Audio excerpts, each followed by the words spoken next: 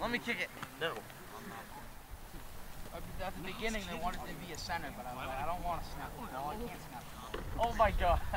Wiggling the ball is not going to happen. You are? Yeah. Since when? Hey. Your customers bring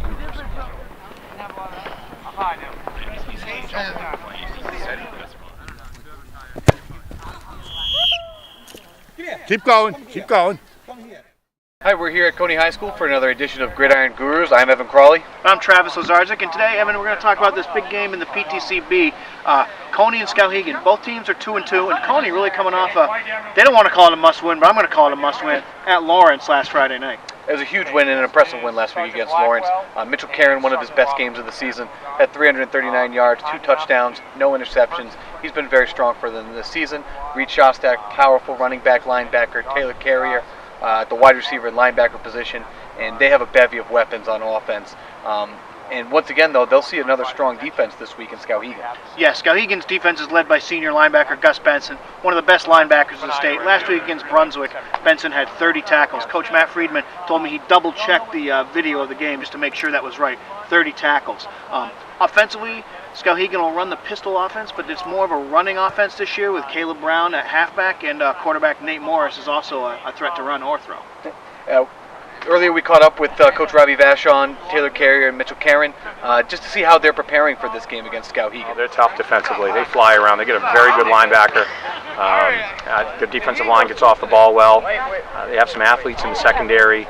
You know, they're good. Offensively, they're very similar to us. Obviously, we have to block Benson. He's one of the best linebackers in the league, and if they keep going with the defensive scheme they have, it's going to be difficult, but I think we can push through it. I think everybody's really starting to come together, you know, offensively and defensively. Everyone's starting to find their place. So. Now, Evan, tell us about the KJ game of the week. It's Old Orchard Beach versus Oak Hill. Great showdown in Western D. Both teams are 3-1. A lot of the coaches I talked to at the beginning of the season mentioned OOB as a team that was on the rise this year, and Oak Hill, obviously the defending class champs. Alex Mace has 722 yards and 11 touchdowns on the season. He's off to a great start, particularly without Kyle Flaherty in the lineup. I talked to Coach Jason Doucette earlier this week. Once again, he will be a game-time decision, starting running back and linebacker for them.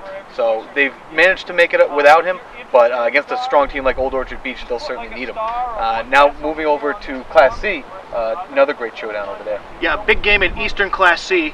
We're looking at Winslow 4-0 going to 3-1 Belfast. This was probably the biggest rivalry in the Class B East years ago. This goes back 20 years when both teams were dominating Eastern B. It's nice to see both teams good again. Winslow has really run roughshod over all their opponents so far. Their starting defense hasn't given up a point yet, and led by senior Dylan Hapworth running the ball and quarterback Bobby Chenard. The offense is really clicking in gear too. Big thing Coach Mike Savitsky said is they're playing a team in Belfast that scored 82 points last week at Madison. And he said, you know, running back Stephen Davis and a lot of weapons there for the Lions, and they're going to probably be the biggest test for this Winslow Black Raiders defense yet. Now, for more results from these games and many more around the area, please log on to centralmaine.com and also pick up the Kennebec Journal and Morning Sentinel newspapers. Okay, that's it for us this week. We'll see you next week on Gridiron Gurus. Ho, ho, ho!